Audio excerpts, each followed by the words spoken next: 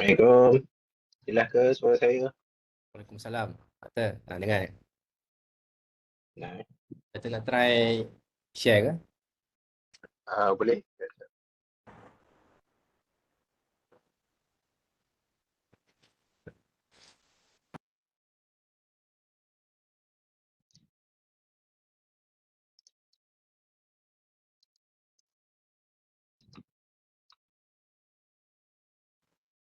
Okay, nampak. Nampak kan? Nampak. Okay. Kalau saiz macam ni jelas ke? Ke patut saya zoom sikit? Saya rasa macam okey dah. Ya, Uh, okey dah. tapi boleh juga nak Ba- besarkan sikit. Ya. Zoom zoom in sikit. Okay. Console tu. Okey. Okay kot rasanya. Okay. Okey, beres-beres. Hmm. Okey. Kita tutup dulu sekejap. Tak apa. Kita tunggu saya start dulu nanti. Okey. Oh, sihat, Pak? Alhamdulillah, boleh dengar ke suara saya? Boleh dengar? Boleh, clear. Boleh? Baru habis meeting ni dengan US. Baru Oh, tengok ni. banyak meeting. Okey, tapi banyak meeting. Nasib baik dia meeting pukul 8. So, okey, kita dah record ni. Kita pun dah ada nampak attendees. Saya pun boleh dengar suara Hanis. Cumanya tadi yang coding tadi nampak macam kecil sikit.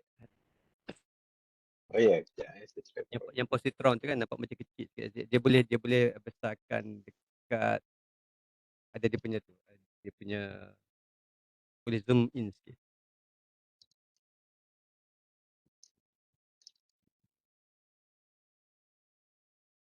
So, Fitri akan moderate Fitri?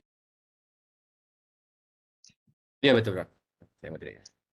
Ni, Okey, nampak, Pak? Ini saya dah zoom in sikit dah. okey, kalau sikit je lagi. Okey. Dia dekat view tu Hanis. Lepas tu dekat appearance kalau tak silap. Dan ada zoom in dekat bawah. Ya, sekarang okey dah.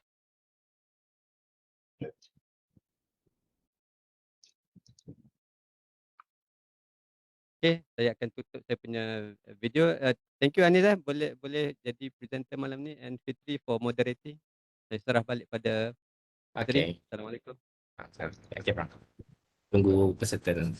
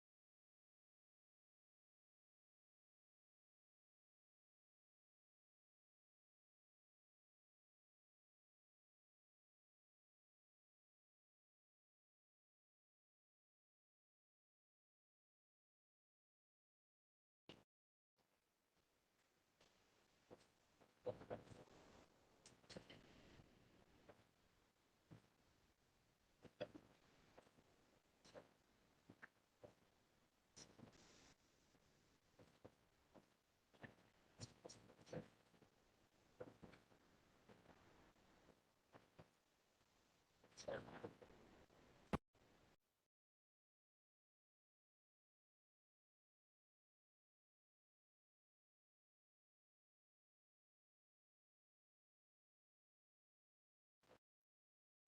Bismillahirrahmanirrahim. Assalamualaikum and a very good evening, everyone.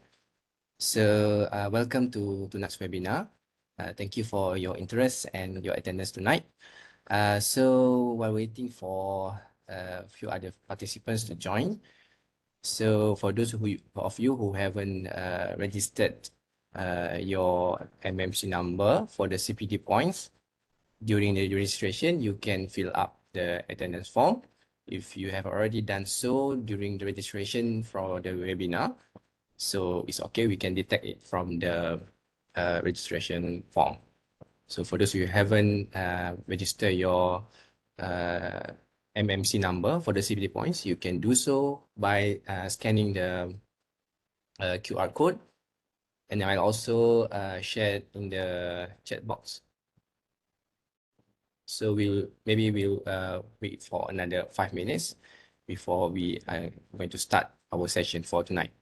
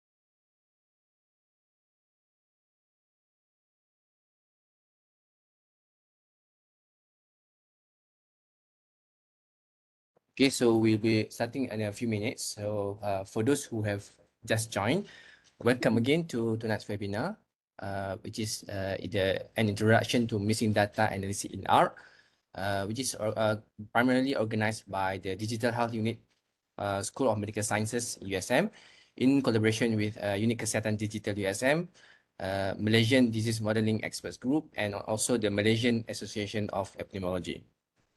So before we start, please make sure you are on a stable connection, and if you face any issues with audio or video, try refreshing your Webex page.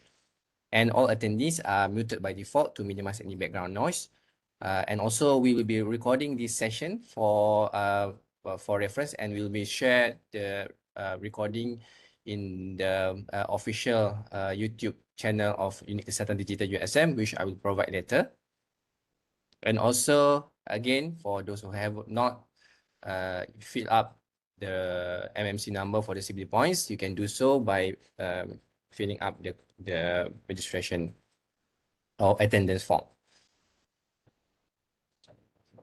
Okay, so I think we will proceed first with the introduction of our speaker tonight. So thank you again, a very warm welcome to all participants joining us online tonight. So we are truly honored by the response, and we hope that this session will be as valuable for you as we intend to be. So I will be the moderator for tonight, and I extend the greetings from the organizers, Unit Kesihatan Digital USM, Malaysian Association of Epidemiology, and also Malaysian Disease Modeling Experts Group. And tonight we have our speaker, which is Dr. Tengku Muhammad Hanis bin Tengku Mokhtar. He is a senior lecturer in the Department of Community Medicine, Faculty of Medicine, Universiti Sultan Zainal Abidin, UniSZA. So Dr. Tengku Hanis is a senior lecturer. His expertise spans biostatistics, epidemiology, and health data analysis, so making him the perfect person to guide us through the often confusing world of missing data. He has published extensively in the field and regularly conduct workshops on statistical analysis using R. And tonight we are very grateful to have him with us tonight to share with us regarding the principles of maybe missing data analysis, and also how do we handle it using the statistical power in R. So without further ado, I think I invite Dr. Tengku Hanis to present and take over. Dr. Hanis, the virtual stage is yours.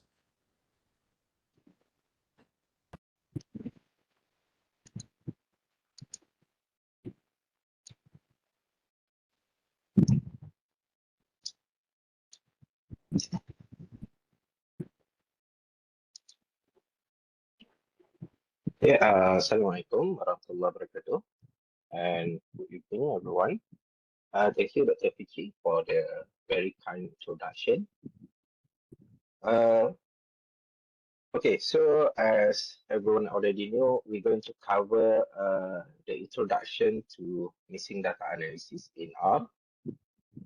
So you can get the material from this link. Maybe I wait a few seconds before we, so that we can get the links. So tonight, we're going to cover towards a more, I would say, a practical side rather than the theoretical side.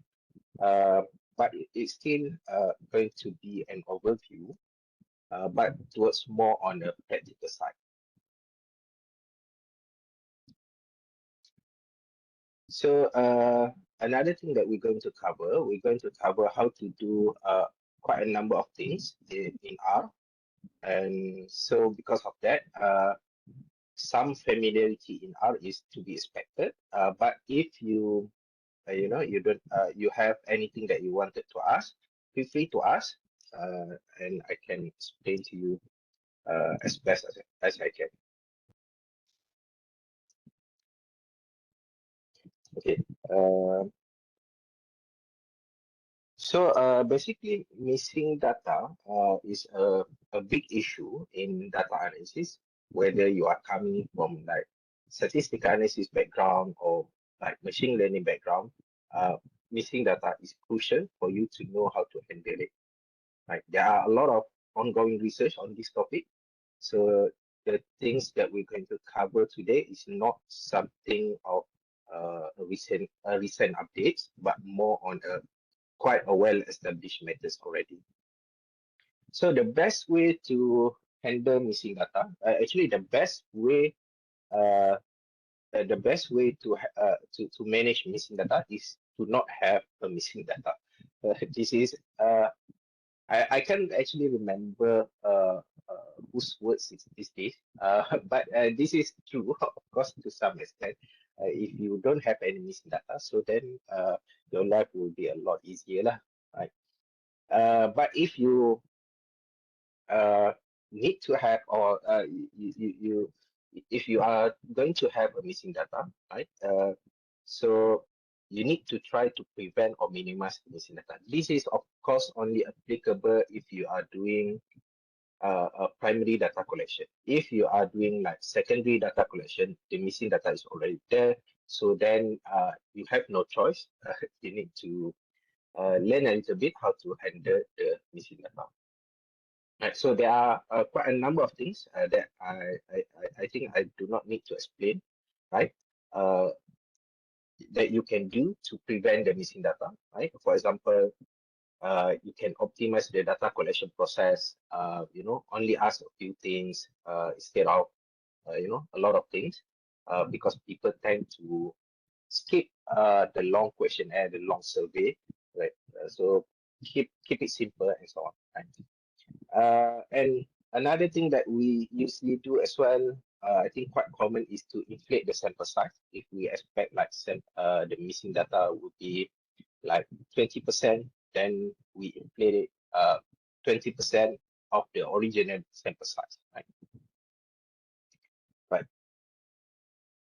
So there are three types or three mechanisms of missing data. This is based on a study by Ruben, I think around 19th century, 1970 something, if I'm not mistaken. So there are three types depending on the mechanism of missing data. We have missing completely at random. Right? We have missing completely at random. We have missing at random and missing not at random. So missing completely at random, the data is missing randomly, right? For example, part of the medical record lost due to flooding, participant unintentionally skip some part of questionnaires, question survey, and so on. Right? So the idea is each of the data in our study have the same chance to be missing, right? So that's what I mean by missing randomly. Next, we have missing at random. So okay, there are a lot of I would say definition out there, right? If you want to be specific about the missing at random, missing completely at random, missing not at random, right? So these are only one of the definition out there, right? So data is missing, but the missingness, right, or the mechanism is related to other observed variable and not the missing value itself. So the keywords is it is related to other observed variable, meaning the variable that is related, the missing values yang related to that particular variable we have in our data, right? And of course, the missingness is not related to the missing value itself. For example, older people tend not to reveal their salary information as opposed to younger people. So missingness is related to age. And age is available in our dataset. Right? So that's missing at random. So the idea of missing at random, the missingness is related to some other variable, and that some other variable, we have that information. Right? So that's the idea of missing at random. And then missing not at random, data is missing, but the missingness is related to the missing value itself and other unobserved variable, right? Unobserved. And another simple approach or simple idea that we can note that if we cannot logically deduce the missing mechanism, right? Whether is missing at random or missing completely at random, we should consider the missingness is missing not at random, right? This is probably one of the safest way to approach missing data, right? This is the most problematic out of three, right? Missing not at random, MNAR, right? Example, the salary information is missing for a high income people as they feel insecure to reveal the information, right? Because the salary people do not reveal their information because they feel that their salary is too high. So, due to like insecurities, so things are privacy, things like that, right?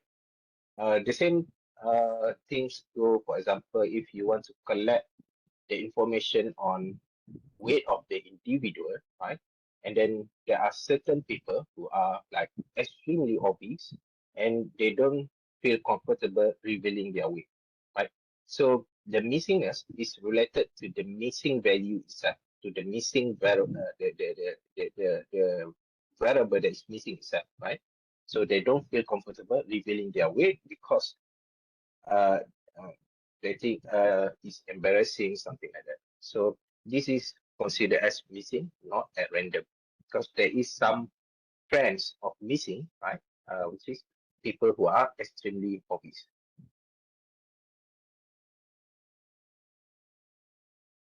Okay. Okay. So in this session tonight, we're going to lean heavily into the statistical analysis, missing data in statistical analysis. But I just want to notes a few things, the difference regarding the missing data in statistical analysis and missing data in machine learning. Right. So in statistical analysis, when we have missing data, we're going to have the reduce in statistical power, right? So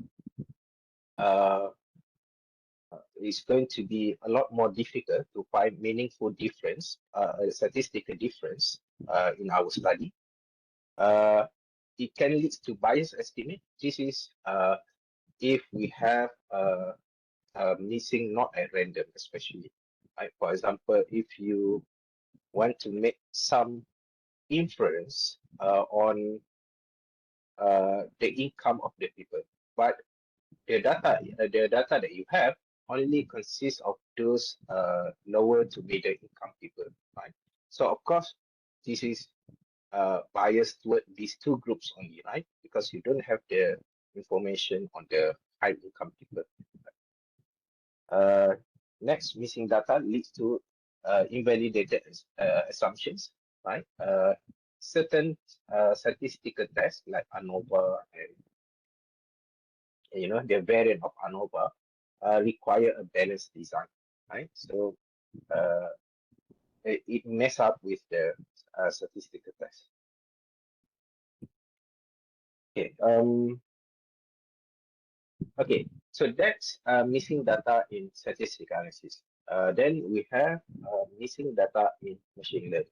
The mechanism of missing data remain the same, but I would say the impact is a little bit different, right? Because in when we do statistical analysis, we want to infer something, right? From our sample, we want to infer to certain population, right?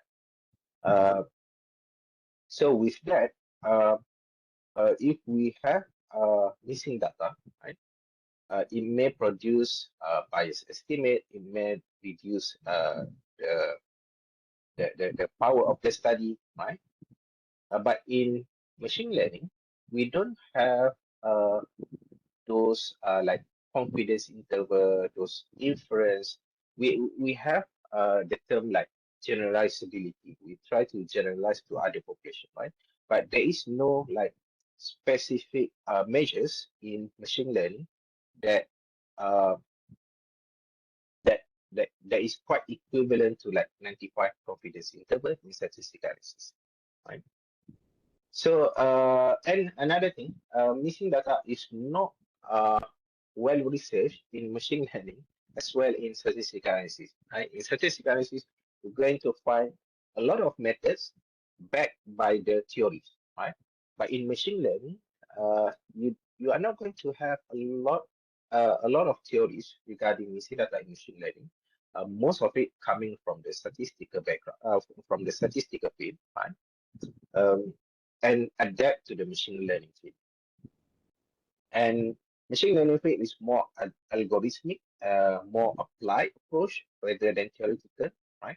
And we focus more on prediction rather than inference, right? But of course, machine learning still has some impact in in the field of machine learning, right? So if you have missing data or missing values, then you're going to have a less sample size. So you're going to have a reduced accuracy of your model, right? Also, it's limit your generalizability of your machine learning model, right? For example, if you do, let's say you do prediction, you do a predictive model for hypertension, right? To predict what is the systolic blood pressure, for example, right? But in your data set, right, you only have people who are like, you don't have people who are maybe like athletic or do some weight training, right? Because let's say you don't have enough equipment to like measure their blood pressure, right? The cuff is not big enough to measure their big biceps, things like that, right? So in that case, your model can only predict the hypertension for those who are normal, non-athlete, non-bodybuilders, something like that. Right? So limit the generalizability of the machine learning model. So, but again, in machine learning, despite this limitation, you can still use the model. You just need to know what are the limitations. So you know, okay, this model is not applicable to this specific subgroup, right? So, so it's still usable. The model is still usable. It's just not that robust in predicting certain things, right? Okay, so this is the difference, right? The different in missing data in machine learning, right? The impact of missing data in machine learning and the impact of missing data in statistical analysis. So basically, we have three approach to missing data. We have deletion, single imputation, and multiple imputation.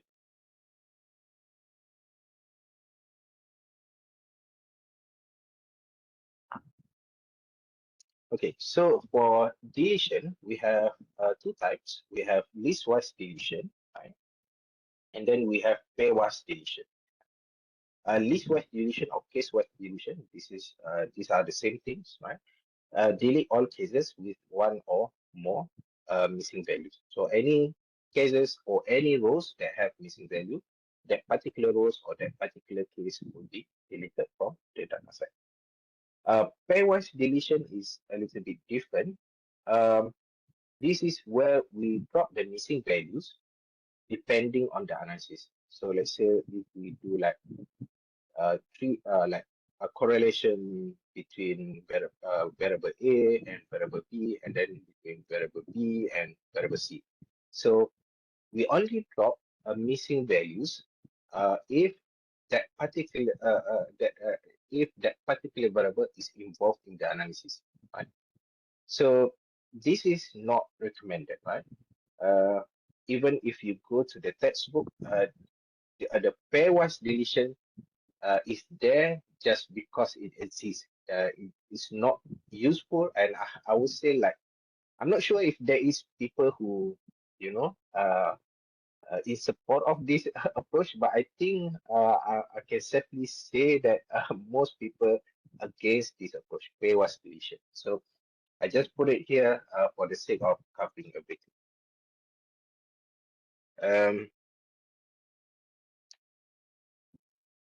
So we have only listwise or k-wise deletion, right? So this listwise or k-wise deletion only appropriate in the case of MCAR, missing completely at random, and a small amount of missing values, right?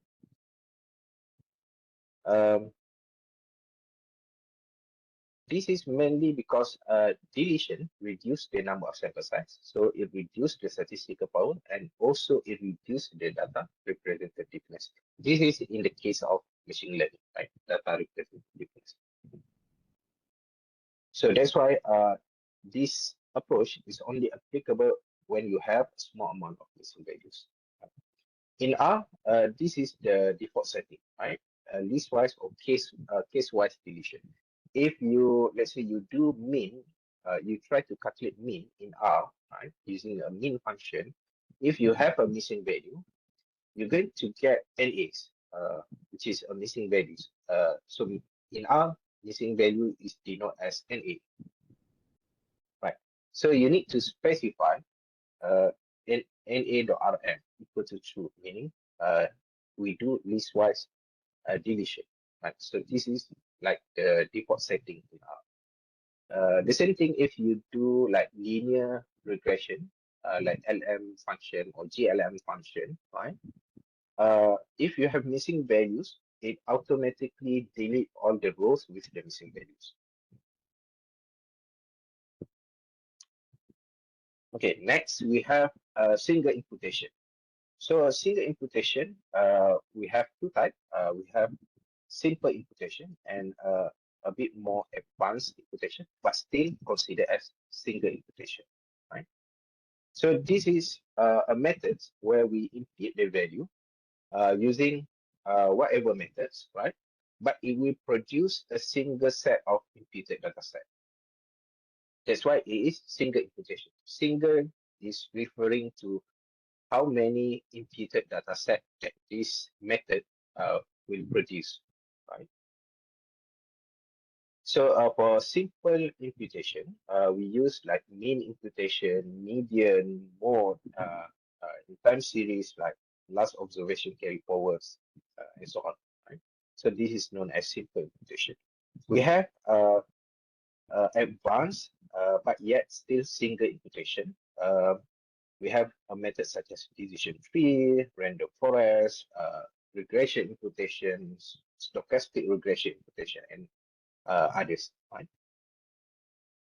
Again, this is simple imputation is only appropriate if the data is missing completely at random and the missing values are small. Right? But there are a few papers, right, that mention that you can also do single imputation on missing at random data set, right? So not only MCAR, right? But MCAR is like the safest way to approach. Okay. So what's the problem with single imputation, right? So single imputation, generally it underestimates the variance, so it ignores the uncertainty of the imputation, right? So even if you do advanced single imputation like decision tree, random forest, it will provide a more accurate value, but still underestimate the variance because it did not take into account the uncertainty of the prediction of the missing data or missing values, right? So if we do prediction on the missing value, of course there is uncertainty because we do prediction. We don't actually know what is the real value of the missing value, right? So this uncertainty is not taken into account in single imputation. So that's the reason why single imputation is considered less, I would say, not less accurate, but less preferred compared to the multiple imputation, right? And then we have one method in single imputation, right, known as stochastic regression imputation. So this method is still produce one single data set, but it attempts to account for missing data uncertainty by adding extra noise. So we try to correct the variance, right, by adding extra noise. And of course, this can only be applied to numerical value or numerical variable, right? So you cannot apply to categorical variable.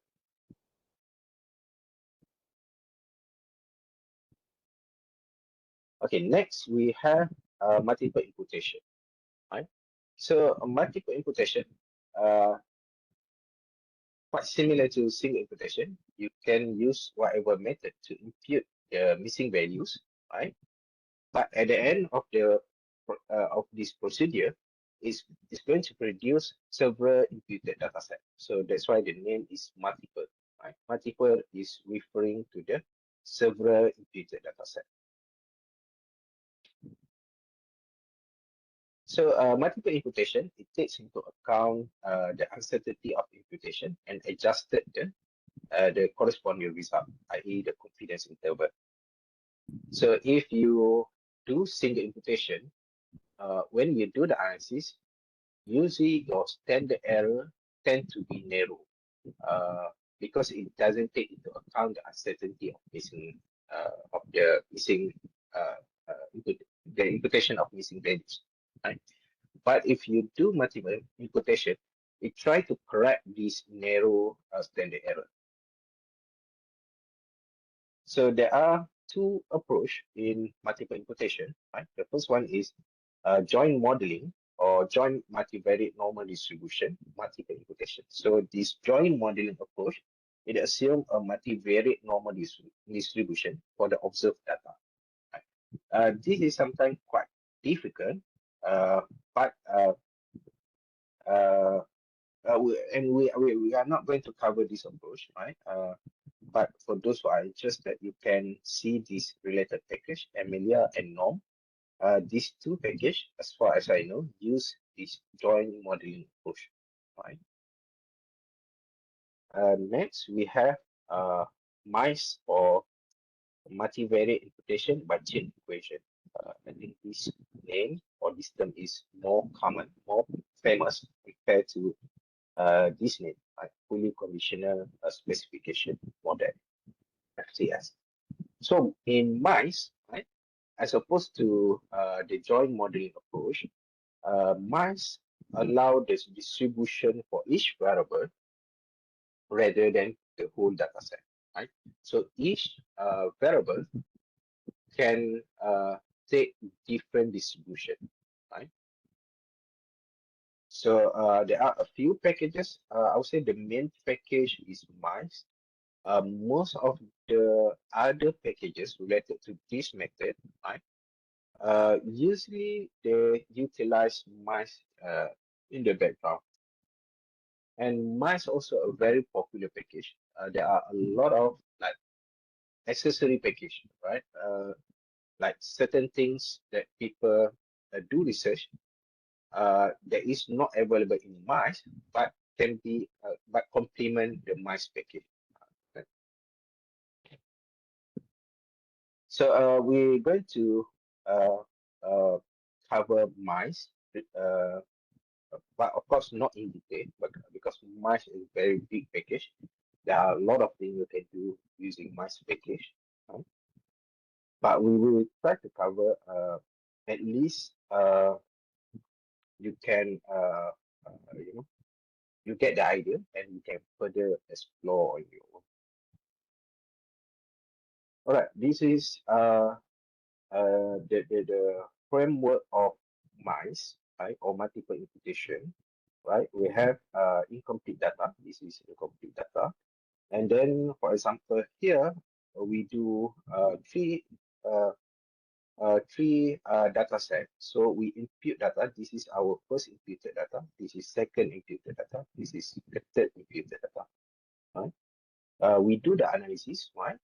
Each of the imputed data we do separate analysis, and then we're going to pull the result. This is where we take into account the uncertainty of the prediction, because we have different several prediction, so we can produce or we can take into account the uncertainty of the prediction from here. But of course, the analysis itself become more complicated, and not every so far as I know, not everything can be done using MICE, but a lot of things can be done. Right? For example, if you are looking something that is advanced like negative binomial model, or maybe zero inflated like Poisson, something like that. I think as far as I know, it's not available yet in MICE, but like logistic regression, linear regression, this is already available in MICE.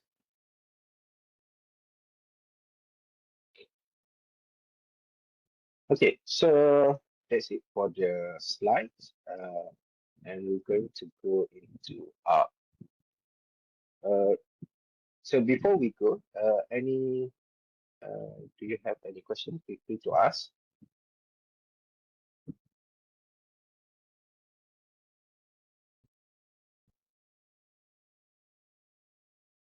Okay, actually, I tried to install a few things before we start the session.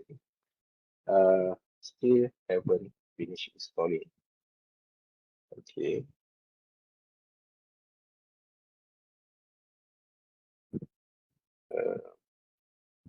Yeah. So we have also for those who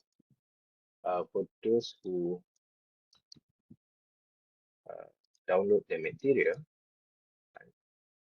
I think after this, maybe the organizer can give this link for those, or maybe those who want this link didn't get it, can ask the organizer. So for those who open the link, you're going to have this is the slide, and we have 4 R-script to cover. If we don't have enough time, we try at least to cover at least the first 3. Let's see.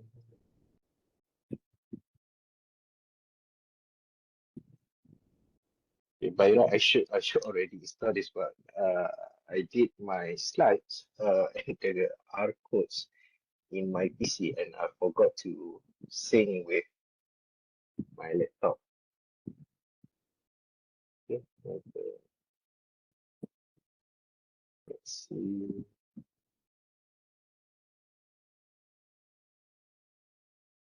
Let's see. And also because I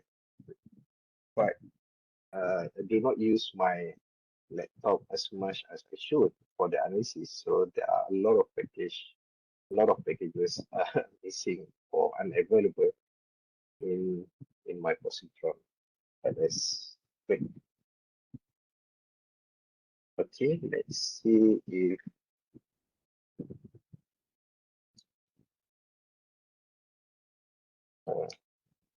let me see if I have installed everything. That's all of it.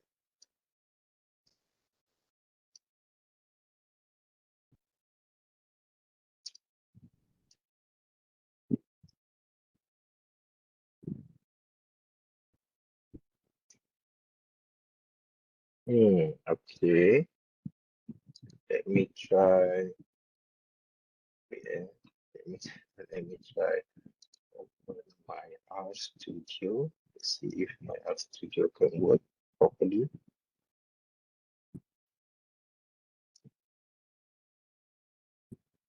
Okay, I don't have my R Studio. I only installed Positron. Okay, so let us use Posit Cloud. That is. Sorry for the the confusion. Posit Cloud.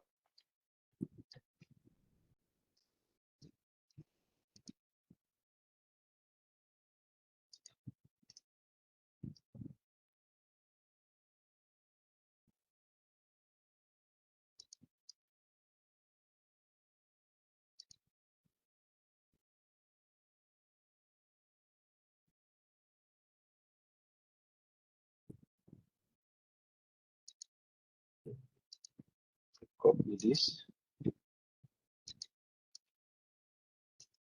So again, I will not cover like the introduction to R.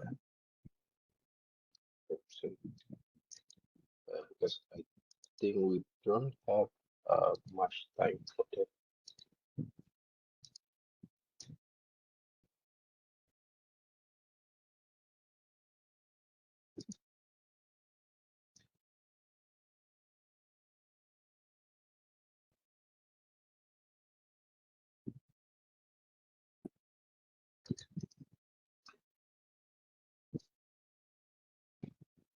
So you can use whatever software that you feel comfortable. Posit Cloud you can use. RStudio also can, and the latest one from Posit is Positron. Okay, let's try installing this first.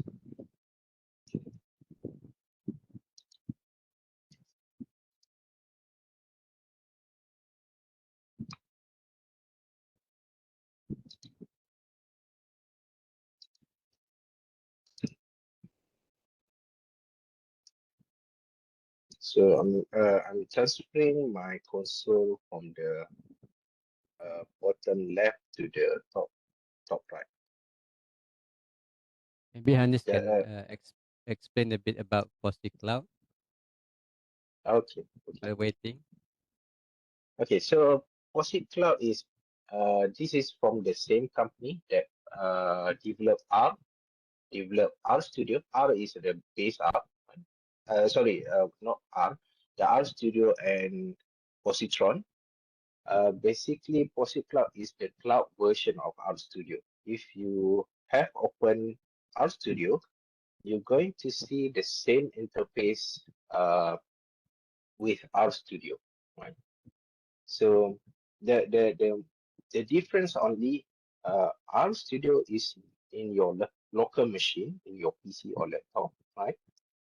But POSIT Cloud is in a cloud, right? So you can use it without any installation as long as you have the internet connection.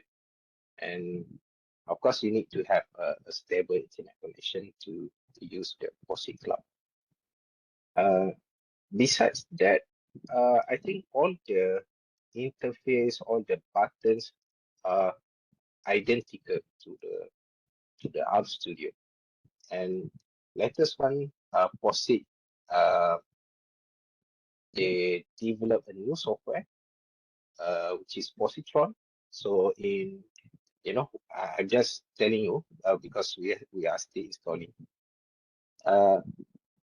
So positron, the advantage of positron, this software, on top of you can use for R, you can also use for Python, you can also use for Julia, if I'm mistaken. So there are three languages that you can use in one software, right? So positron is quite new, right? I don't think we have a cloud version of positron yet. But is RStudio and POSIT Cloud is very well established, already developed for very long time, very stable. And I know quite a number of people that didn't really install RStudio, but just use POSIT Cloud for their thesis, for the analysis for their thesis. So it just show how POSIT Cloud is very stable. And of course, it's not totally free. You can use. I think we have limitation in terms of the how many compute hours you have on POSIT Cloud. I can't remember. I think like 35 hours, 25 compute hours, if I'm not mistaken. Right. Okay, still installing. Okay, sorry for that. This is totally my mistake for not checking this sooner. Okay, so we have okay, instead of GT summary and nice function is not available.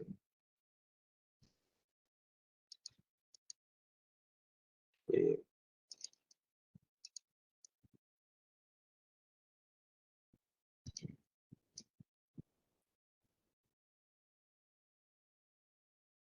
Okay, you can see here approaching session memory limit, session memory use, blah blah blah. So that's why I said there is certain limitation on using POSIT Cloud. I think another one to something.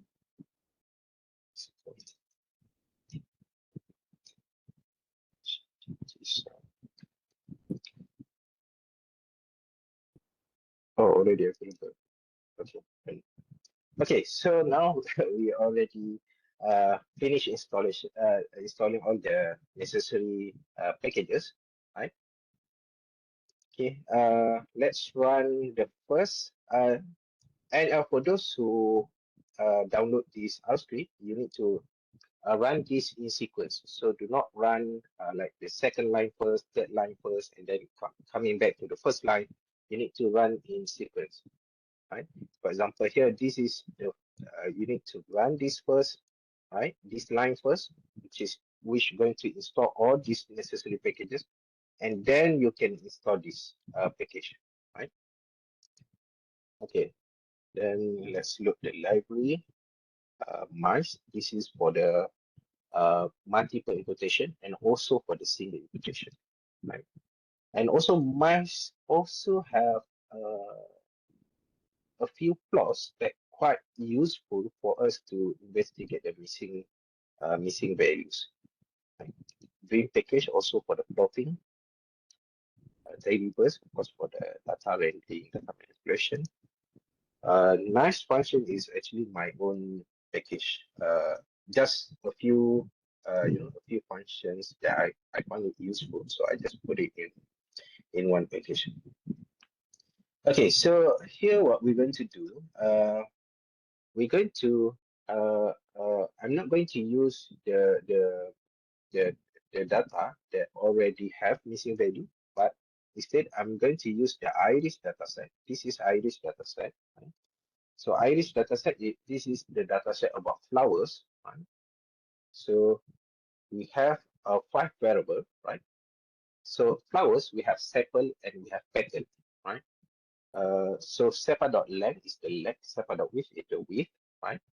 And then we have the length and the width of the petal. And of course, the species of the iris flower. So we have 3 species. We have Setosa, Virginica, and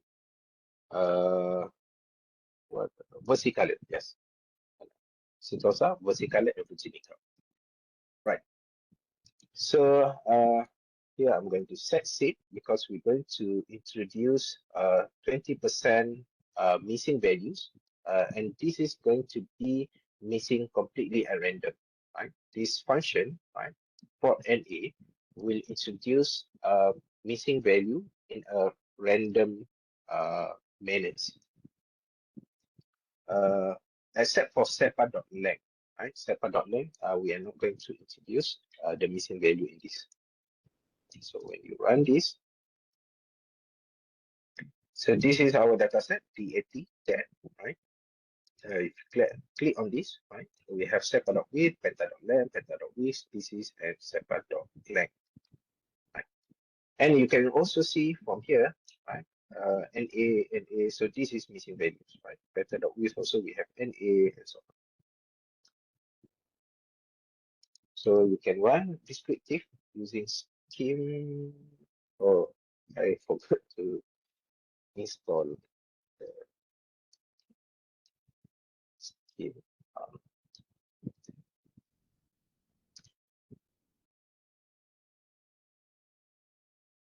Okay, so scheme our package. Actually, I only use this for scheme function to give you a very nice descriptive result. So here we have 150 rows, 5 column, 1 factor, and the remaining 4 is numeric values, numeric variable. Right? You got a the completion rate here. For example, species, we have 38 missing, right? The completion rate about 81%. Sepa.width, completion rate 78%, 75% peta.length, peta.width 86%. Sepa.length is 1 because there is no missing values. Right. Next, we can use Nanya, right, to check the proportion of the complete data, right? So out of all our values, right, we have 84% complete value, cell with a value, right? So missing is around 16%, right? Okay, so that's proportion of complete data, and we can also use Nanya to see the proportion of rows with no missing values. Right. So here it means that out of we have 150 rows or 150 observation, so only 43% is complete. Right. The rest have missing values, maybe 1 or maybe more. Again, we can also use Narnia to assess the missing value by variable. Right? Here we have, this is basically the same as skin here, but this one will give you a completion rate. This one will give you the percentage of missing, right? So it complements these two values. This is basically derived from the same values. Okay, so next, we can study the pattern of missingness using several plots. For example, using md.pattern, right? Missing data pattern. We give the name of the dataset. This is just to this is actually not necessary, but sometimes your variable name is too long, so rotate the names. Just make sure it rotate your variable name. So if you run this, we give you a plot, and this is our plot. So okay, so this is try to make it bigger. Okay, I think this is the best I can do. Okay, but here we have sepa.length, peta.width, species, sepa.width, and peta.length. So how to read this plot, right? The missing values is represented by the red color rectangle or square, right? So we have here 64. This is all rows without the missing values. And then here we have, for example, here we have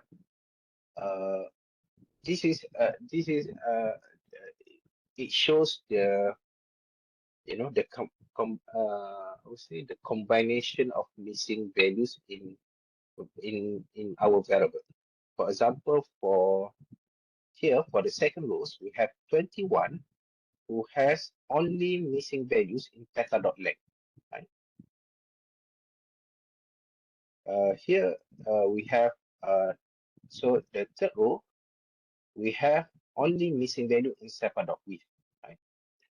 The fourth row only the missing value with in sepa.width and peta.length. So this is a different combination of missing value in the variable. So that's how you can read this plot.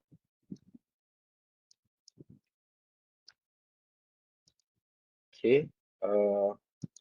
Then we have another one, another version of missing data pattern plot using the AGGR function. Again, supply your data, right? And here, if you want it to be a proportion or a count. Okay, so let me run this first. Okay, so this is the count, right here, number of missing. If you flip this to true, then this is going to be a proportion. So again, this is the same thing, right? The plot, you can see. So here, the way it arranged this, you can see only one variable name, species, but the way it arranged this based on the order in your dataset. So the first one is sepa.width. So this is the first order, right? And then second, peta.length, peta.width, species is number 4. The fifth one is sepa.length. Right? Sepa.length, there is no missing value, so that's why you sort of only see the line. And here, this is the combination of missing values. This is also similar to the previous one. You can see here, we have 64, right? And previous one also, we have 64 because the plot is actually similar, like different function, but similar plot. So you can assess the combination of variable with missing values, right? Okay. Okay, so these two functions, the first two functions, md.pattern and AGGR, this only applicable if you have small to moderate data set. If you have a larger data set, this going to be messy, right? This going to be messy because you're going to have a lot of variable, right? So sometimes it cannot be displayed on your screen. So in that case, you can use this function matrix plot. This is the pattern plot for the larger data. Right? But of course, it's not that you know, it's not that beautiful compared to the first two lah, right? But you can see the pattern, right? So the darker the color, right, the higher the number, right? So for example here, species, right? Instead of categorical, it changed to the numerical values, right? So the higher the value, so you can see. So here you can see like it looks like random, right? You doesn't see like a pattern. If there is a pattern, you're going to see some pattern here, right? And this is looks random, right? You don't see any pattern here.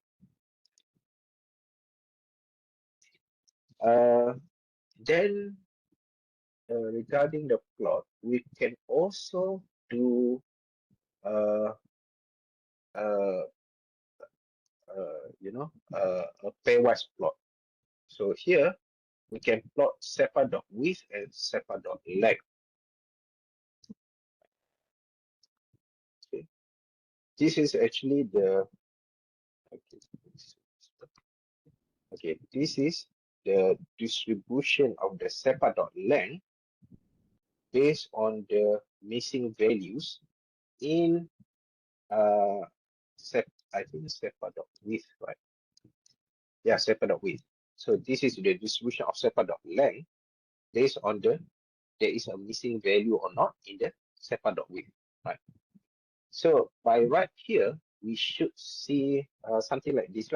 We should see a more or less similar pattern. If there is similar pattern, right? So here we can see, of course, in true here indicates this is the data for the missing values, right? So this is the data for the SEPA dot length that have missing values in SEPA dot width, right? So of course the data is not that much lah, because we don't have a lot of missing data as well. If there is a difference in distribution, right? So that's may indicate that you have non-randomness, probably non-randomness in your missing values, right? But you need, but by right, you need to do this one by one. So you need to do this SEPA dot length with SEPA dot width, SEPA dot length with SEPA dot beta dot length. So right, with each of the variable that have missing values. So here I only do one, right? And again, all these plot, right? This this is just some tools for us to investigate whether there is non-randomness or not in our in the pattern of our missing values, right?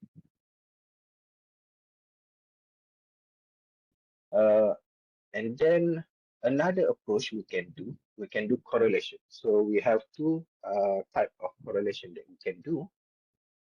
First, we can do correlation of missing values in a variable with a missing value in another variable, right? So for this, you need to change the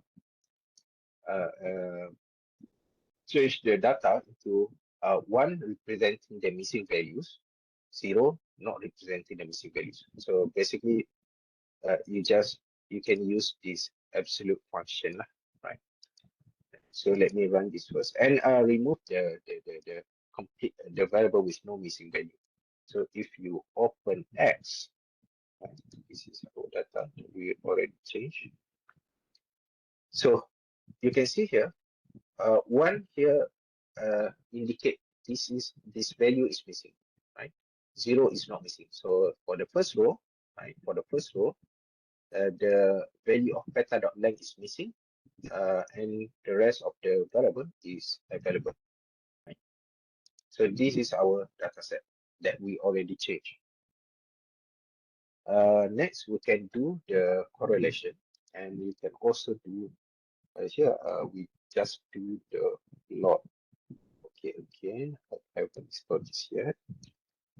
Okay, I will update the the R codes after this. So for those who are interested to run this, you can download again, right? The updated R code or R script, so that you don't have any issue like we have currently. So it's not the package.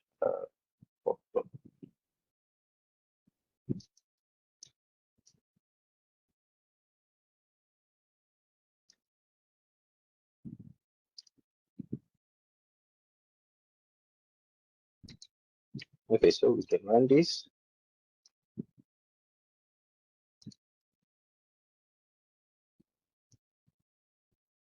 So this indicates if the missing value, for example, if the missing value in beta.length is dependent, or there is an association between the missing value in beta.length and missing value in sepha.width. Right? So by right, we don't want any high correlation, whether positive or negative. We don't want any high correlation. So here, we don't have like a darker blue or darker, I think here red or orange color, right? So the all the color looks faded, right? So this indicate this is a low correlation or no high correlation, right? Next, we do the correlation between the NAs, between the missing values in a variable and the observed value in other variable, right? So okay, this is the for this. In order to do this, if you have categorical values, categorical variable, right? For example, here species is categorical. Remember, species we have Setosa, versicolor, and virginica. So we change to numerical values, and then okay, let me run this first. Okay, this is our first data set. Right? A species already changed to the numerical value. And then we do correlation with X. So this is the data that we have changed previously, right? One indicate there is a missing value, a 0 indicate there is no missing values. So if we run this, like, of course you're going to get this warning message. Don't worry, because this is just some investigation you can do. By right, you cannot do a correlation like this, right? Because this is not a proper correlation, but this is just some investigation, because we want to see whether the missing values, right, is dependent on the values in other variable or not, right? Okay, for example here, right? So this is the missing values, or the variable with missing values in the column, right? In the rows, this is all the variable that we have, or variable with non-missing values, right? So for example here, the correlation here 0.05, meaning how much likely that the missing value in beta.length is related to the value in sepha.width. Right? By right, we don't want any high correlation. Right? If there is a high correlation, that's something to be further investigate. Right? Whether our missing value is dependent on that particular variable, right? So since here we don't have any high correlation, so then it's okay, right? Okay, last but not least, in this R3, I also include later test. So basically, later test is a statistical test to differentiate between MCAR, missing completely at random, versus missing at random and missing not at random. So if the p-value is not significant, then meaning the missingness is probably of MCAR type, right? Missing completely at random. If p-value is significant, then the missingness is probably because of missing at random or missing not at random. We don't have any test to differentiate between these two, right? So you can run this. P-value is not significant, so meaning probably the missingness is missing completely at random. But again, you know, as any statistical test, the largest the larger your sample size is, the more sensitive your statistical test. So you cannot like depend like iron rule very dependent on this test. You need to have some consideration. If you have if you have a larger sample size, then probably this test is not that accurate, right? Because it becomes too sensitive, right? Because of high power. If you have a small sample size, quite small sample size, of course, this test also is not that reliable because you probably don't have enough power to detect whether this is completely at random or not, right? So that's the dilemma of using the little test. But you can use this, just as a guideline, not as a like iron rule to like differentiate between MCAR and MAR and MNAR, right? So again, what we doing here is basically we try to investigate the pattern of missing values. Already 10 o'clock. Okay, we try to go a bit faster. Okay, so that's how you explore the pattern of missing values. Okay, next, let me refresh this first. Right? Start on, and I'm going to clear my environment, clear my console, and open the second R script, deletion underscore NA underscore data. Okay, so this is the list-wise deletion. Right? We are not going to cover the pair-wise deletion because it's not recommended. Okay. Again, we are using the same data set, the same approach. So I'm going to run this again. Right, this is the same data, right?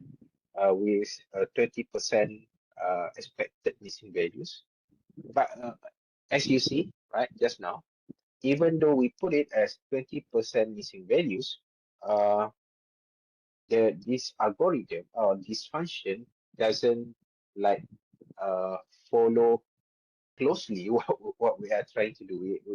We try to introduce only 20%, but sometimes the function, they may introduce like a bit higher or a bit lower, because the main aim of this function is to make sure the missing value is missing randomly. Right? There is no pattern in terms of how the missing value is missing. Right? Okay, so this is basically how you drop the missing value, drop underscore NA. So basically, it using this function, it keeps the complete row only, right? So if you run this, you can see that this is our variable with missing values. We have under activity observation. After removing missing values, we have 64 observation. Right? or 64 rows. Right? So this is list-wise deletion. So when let's say you don't have a lot of missing values, then you can use the list-wise deletion. And once you have this complete data set, you can run, the subsequent analysis that you plan to do. Okay, so this is just to describe the behavior of certain functions in R. So for example, mean, right? Since we have missing value in separ.width, if you run this, you're going to get NA, right? So you need to specify NA.rm, remove NA.rm, remove NA equal to true, right? So when you specify this, you're going to get the mean value, right? So this NA.rm basically the list-wise or case-wise deletion. The same goes to the default setting in regression function. For example, here we're using LM function, right? Here I put it separ.width as the outcome, right? As the dependent variable. If you run this, so we can still run the analysis, but you're going to get the notes here, right?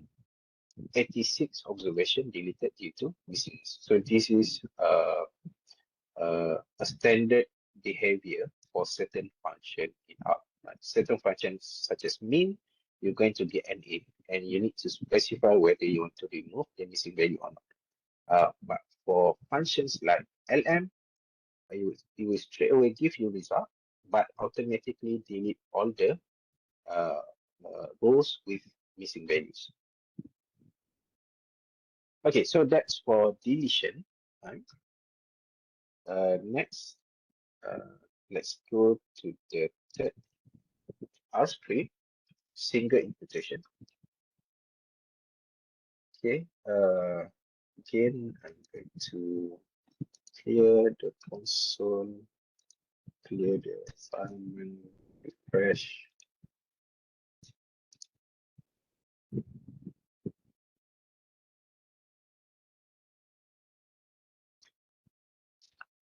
Okay, so here, okay, for single imputation, there are a lot of ways to do this, right? Here, I show it to you how to do this using mice. But you can also do using like even tidy model function, tidy model package, right? Which is specifically for machine learning, but you can use a lot of functions for statistical analysis as well, especially the imputation part. Right? But here we're going to use mice. So load the mice inside the package. Again, we are using the same dataset, so I'm going to just run this. Okay, so here we can, I think as far as I know, there is no specific function how to do simple imputation. Maybe there is, I'm not sure, but as far, but maybe I couldn't find it, right? But you can actually do this manually using mutate and replace underscore NA. So basically replace underscore NA, it will replace the missing values with whatever value that we have. So here, this is the value that we want to be replaced with. Right? So the mean of separ.width, and we'll remove the missing values. Right? So all the NAs in separ.width will be replaced by this value, which is the mean. Oh yes, of course. So the value is, you can actually type this for separ.width.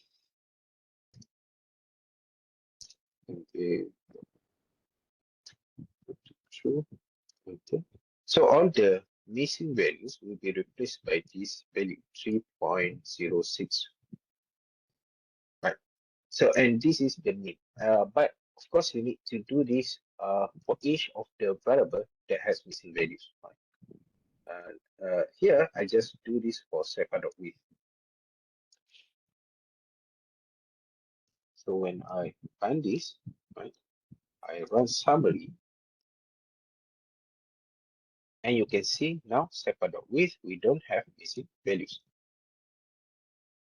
Whereas for beta.length, we have missing values, beta.width, we have missing values, species also we have missing values, right? Because we already replaced the value with the mean.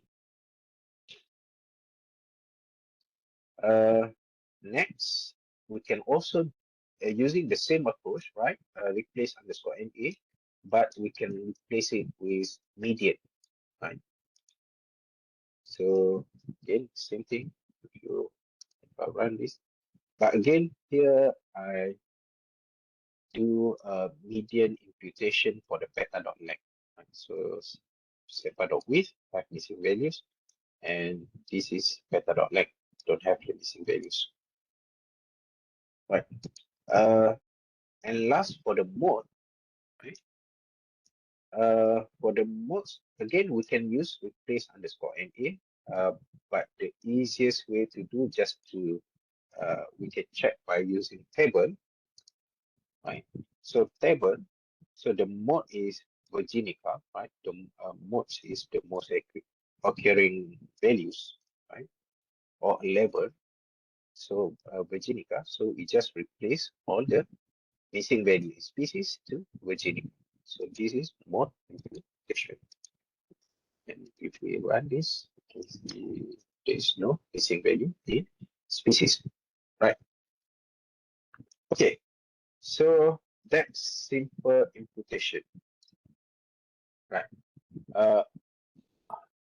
I think in simple imputation, I think we don't do a lot of simple imputation in statistical analysis, as far as I know.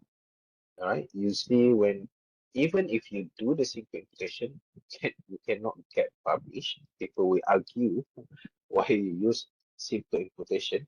At the very least, you need to do single imputation, right? But in machine learning, I think it's quite common to do like mean imputation, mode imputation, and so on, right? And I think it's not that. I think the reviewer in machine learning journal, they don't argue much, even if you use like mean imputation or median imputation. But of course, single imputation is better, especially in machine learning. Okay, so here we are using the mice package, right? So this is the main function, mice, right? So we can use mice package for single imputation and multiple imputation. So here we have three arguments, right? The first one is data, right? Our own, we need to supply our own data, and then we have m equal to 1. M is actually how many number of imputed data set that we want. So here m equal to 1, meaning we want to have only one imputed data set. So single imputation, right? Makes it equal to 0. This basically means this is just to specify the model. We don't run the single imputation yet, right? So if we run this function here, we don't have the imputed data set yet, because this is a model specification only, right? So if you run ini or initial, right, you can see this is the class name for this object. It's not really important for us, but this is important. Number of multiple imputation, only one. So this is, despite the name number of multiple imputation, this is single imputation, right? And then we have imputation methods. So by right, mice function will find which variable have missing values, and it will put the default setting for each of the variable depending on the variable type. Right. So for the numerical variable, mice use what is called as PMM, predictive mean matching. We are not going to cover what is predictive mean matching. I think you can try to study after this, right? But by default, numerical value will be imputed using predictive mean matching, PMM. The categorical variable, for two-level categorical variable, mice will use binary logistic regression or log reg. So this is polyreg. Because species, we have three levels. We have Setosa, Versicolor, Viginica. So three levels. So it will use multinomial logistic regression or polytomous logistic regression or polyreg in short. Sepa.length, we don't have any method specified here because sepa.length is a complete variable. There is no missing values, right? Right. So this is the imputation method, right? And then we have the next one is predictor matrix. Right. So predictor matrix basically means, for example, here to predict sepa.width, right? Mice usually will only exclude the outcome. Right? So to predict sepa.width, it will use beta.length. So mark as 1, denote as 1, beta.width, right? Species and sepa.length. So this is all the variable that used to impute the sepa.width. Right? So for imputation for the beta.length, right? It will exclude only beta.length. So sepa.width, beta.width, species, and sepa.length will be included as the independent variable or as predictors. And here, predictor matrix, we can specify this. For example, and of course, in mice, which we are not going to cover, there is a method where you can assess which variable is useful in predicting certain variable, right? There is a way how to quantify that in mice. So, but we don't have enough time to cover that, right? So once we study on the variable selection, which variable that we want to use for predicting certain variable, then we can change the predictor matrix. So here, I'm not going to change the predictor matrix. I'm going to use the default one, but I'm going to show it to you how to change the methods, right? So for example, the default is predictive mean matching, right? We can change to the linear regression. So for sepa.width, we want it to change to linear regression. So linear regression is norm.predict. So we need to, save this as new data or new object. Ini $ methods. Right. This is basically the list of methods for each of the variable. Right.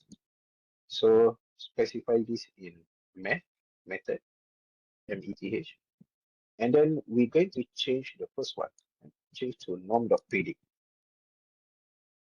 So if you run math again, you're going to see sepa.width, now the change to linear regression, norm.predict. So we have a lot of other methods, right? We have stochastic regression, we have decision tree. You can read on mice documentation. Mice documentation. So if you go to the methods, okay, this is method. Okay, you can see we have predictive mean matching, PMM. We have Midas Pash. This is weighted predictive mean matching. We have random forest, we have decision tree, linear regression, linear regression with bootstrap, lasso linear regression, polythermos, proportional odds model, and here we have level 1, level 2, because mice also can do imputation in mixed model or GLMM, generalized linear mixed model.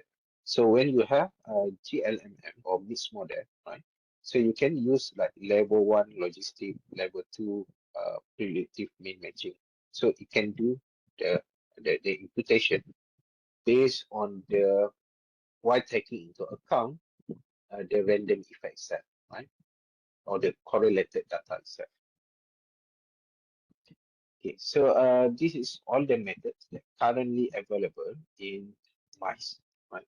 So if you have, if you want to have more methods, right?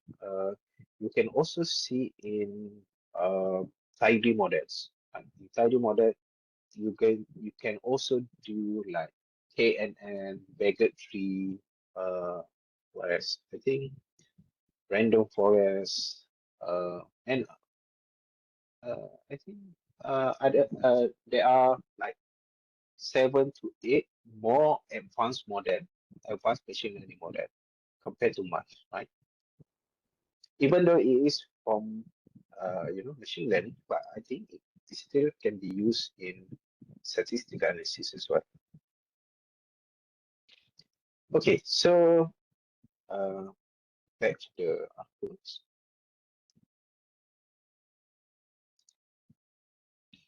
Okay, we already changed the method, right? So if you want to change the predictors, right, for the imputation of certain variable, then you can change on predictor matrix here. So I'm not going to change it. We're going to use the default one. Right? Okay, so now once we specify the methods, and if we need, we can also specify the predictors, right? We can run the regression imputation, the single imputation. Right, so function is mice. This is our data set, m equal to 1, because this is single imputation, so only one repeated data set. We specify the methods, right? Print flag equal to false. If you flip to true, you're going to have some notes on your screen. When it run the algorithm, we just put it to false. And of course, we need to set it, because there is some randomness in the algorithm. So set it is needed.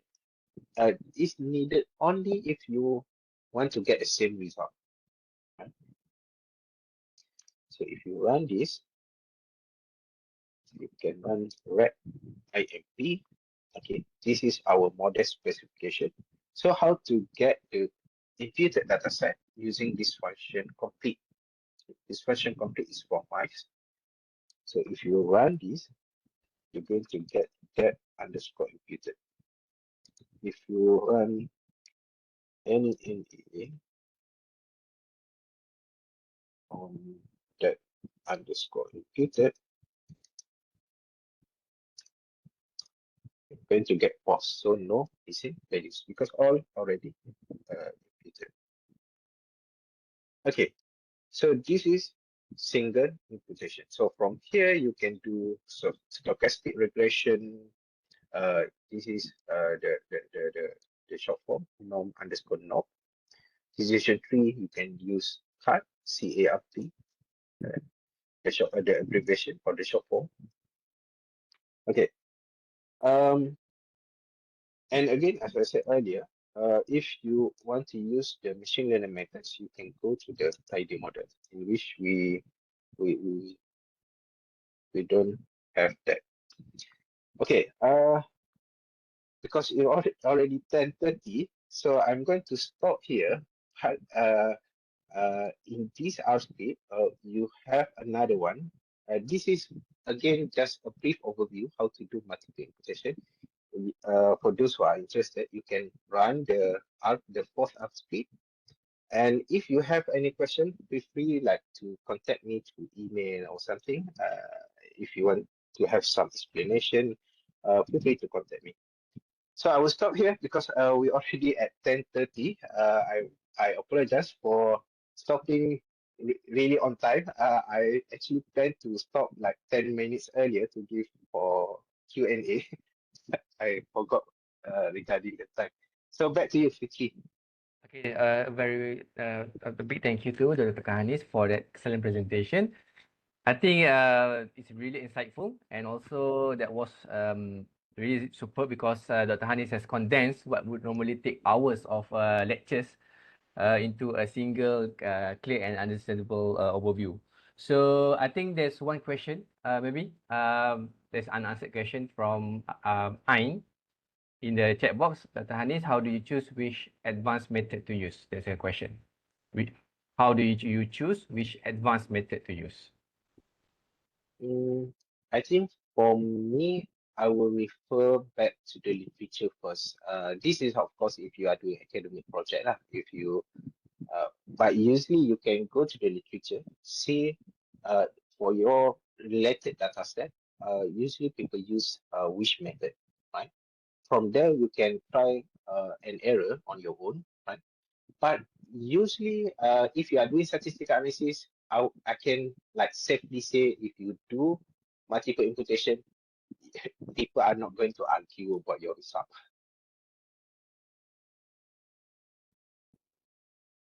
Okay, thank you, Dr. Hanis. So I think if we have more questions for Dr. Hanis, you can maybe you can drop your email in the box so that maybe if there are more questions, you can directly email Dr. Hanis. So before, thank you very much again for Dr. Hanis for sharing your time and expertise with us tonight. And thank you to everyone who have joined this session. I know this is a very difficult time because it's on Monday, 9 p.m., you know, and we voluntarily choosing to think about MCAR, MAR, and MNAR instead of watching Netflix maybe. So I think that says a lot about the kind of dedication in this room today. But before we end, let me just share some messages from the organizers. So if you have you have not registered for the CPD form during the registration for the webinar, you can register in the form. And also, if you can visit MAE or Malaysia Association of Epidemiology to know about the MAE association. And lastly, I want to promote this. I should have So this one is the webinar organized by the Department of Community Medicine in USM, you know, with collaboration with Malaysian Association of Epidemiology, Persatuan Anggota Kesihatan Kelantan, and also INCOME. So we would like to invite everyone to register for this webinar. And in this webinar, we will address some of the most difficult questions in public health enforcement, especially practical side of public health enforcement and implementation in the real world. So I would like to invite everyone to register and spread the word. So I think that's all from me. And can we just take a picture, maybe? First one, yeah.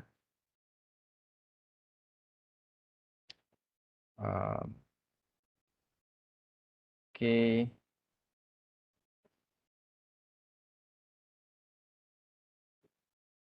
All right. So, okay. So 1, 2, 3. Okay. So thank you again, everyone. So see you guys in the next webinar. And we hope that today's very beneficial for everyone. Thank you so much, and Assalamualaikum and good night. Thank you.